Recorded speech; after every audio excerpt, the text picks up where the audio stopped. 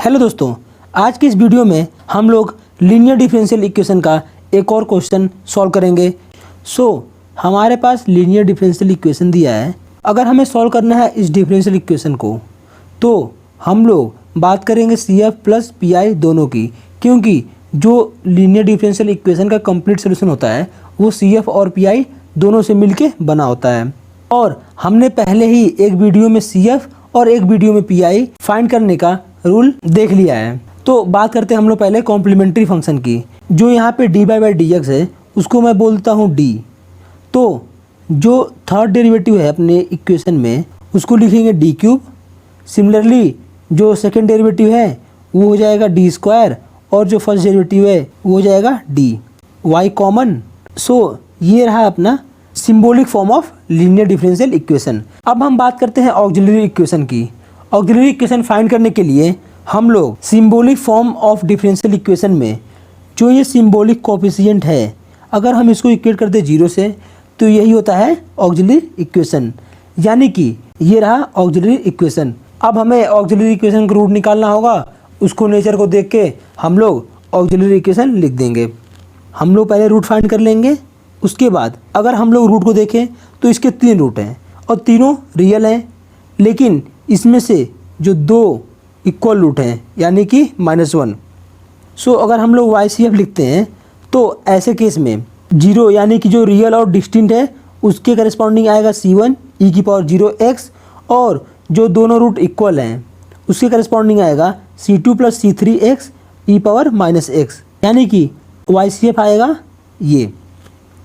तो अब हमने बात कर ली कॉम्प्लीमेंट्री फंक्शन की। अब हम बात करते हैं PI की।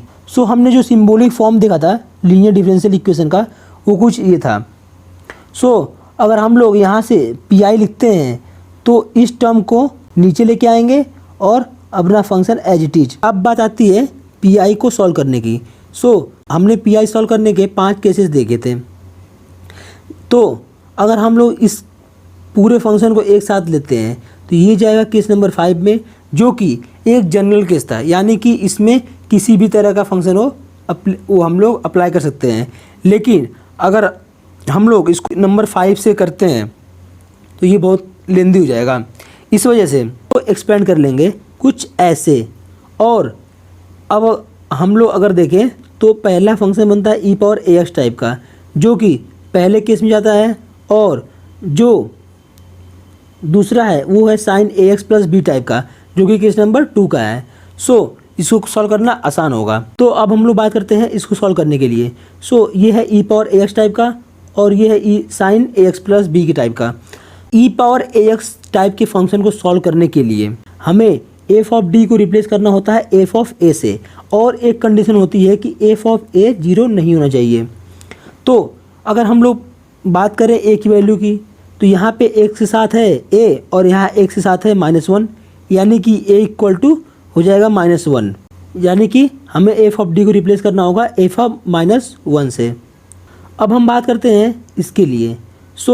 अगर हम लोग यहाँ पे a की वैल्यू देखें तो पहले तो ये है sin ax + b टाइप का, तो ऐसे केस में हम लोग रिप्लेस करते हैं f(d² को f(-a² से। अब हम बात करें a की वैल्यू तो यहाँ पे x के साथ है a और यहाँ पे x के साथ है 2, यानी कि a = 2 होगा, और -a² हो जाएगा -4 के बराबर।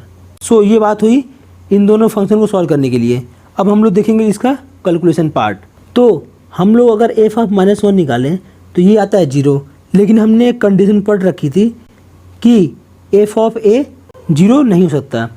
ऐसे केस में जो हमारा फर्स्ट पार्ट है उसका PI चेंज होगा, यानी कि हमने पहले पढ़ रखा है कि अगर ये कंडीशन 0 होती है तो जो वेरिएबल है वो एक वेरिएबल बाहर आता है।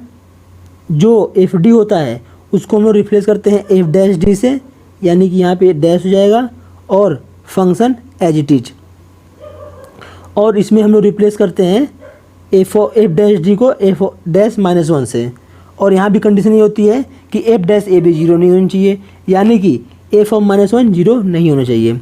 तो हम लोग देखते हैं f' को, और f' कुछ ये होगा, f'-1 हो जाएगा 0। तो यहाँ भी 0 हो गया, तो यहाँ पे 0 तो होना नहीं था f'-1 को, लेकिन 0 हो गया। तो इसके बाद जो इस पार्ट का जो पी आई होगा, पहली बार 0 होने पे x आया था, अब दोबारा 0 हुआ तो यहाँ आएगा एक्स स्क्वायर, और पहली बार 0 आने पे यहाँ पे फर्स्ट डेरिवेटिव हुआ था, लेकिन यहाँ पे सेकेंड टाइम 0 होने पे यहाँ पे सेकेंड डेरिवेटिव हो जाएगा, और फंक्शन एज इट इज। तो अब यहाँ पे हम लोग अगर एफ डैश डी देखें तो 6d+4 आएगा, और एफ डैश -1 देखें तो -2, यानी कि यहाँ पे जो एफ डबल डैश -1 है वो 0 नहीं हुआ। तो यहाँ पे हम लोग एफ डबल डैश डी को रिप्लेस कर देंगे -1 से, क्योंकि यहाँ पे एफ डैश -1 0 नहीं है। तो यहाँ पे एक्स स्क्वायर था और इसकी पूरी वैल्यू -2, और यहाँ पे फंक्शन। तो जो हम लोगों ने अभी तक सिर्फ पहला पार्ट सॉल्व कर लिया है, तो अब हम थोड़ा सा देखते हैं साइड वाला पार्ट भी।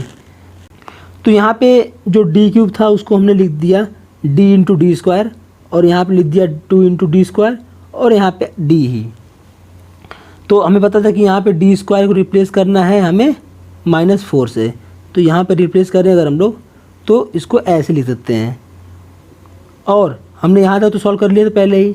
अब इसकी हम लोग बात करें तो इसको सॉल्व करने पे, यानी कि ये जो पार्ट है ये आएगा -8 3d। तो यहाँ पे भी sin 2x का ही फंक्शन है, सो हम लोग यहाँ पे भी d² को रिप्लेस कर सकते हैं -4 से। तो पहले हमें d² बनाना होगा, इसलिए हमने यहाँ पे मल्टीप्लाई कर लिया -8 + 3d से -8 + 3d से, यानी कि जो भी सेकेंड टर्म का साइन था उसको चेंज कर दिया और डिनोमिनेटर और न्यूमरेटर में मल्टीप्लाई कर दिया। तो इसके बाद हम लोग अगर इसको सॉल्व करें तो ये तो लिखा है -12 x² e⁻x, और यहाँ पे -8 sin 2x 3d sin 2x, और ये। अब इसके बाद ज़्यादा कुछ है नहीं, जो यहाँ पे d² दिख रहा है इसको रिप्लेस कर देंगे हम लोग -4 से, और कैलकुलेट कर लेंगे बस, तो हमारा पी आई आ जाएगा कुछ ये। अब हमने पहले ही पढ़ रखा था, हमें सोल्यूशन निकालने के लिए जो सी एफ है और जो पी आई है इन दोनों को ऐड करना होगा, और हमें मिल जाएगा अपना आंसर। तो ये रहा सोल्यूशन। Thank you.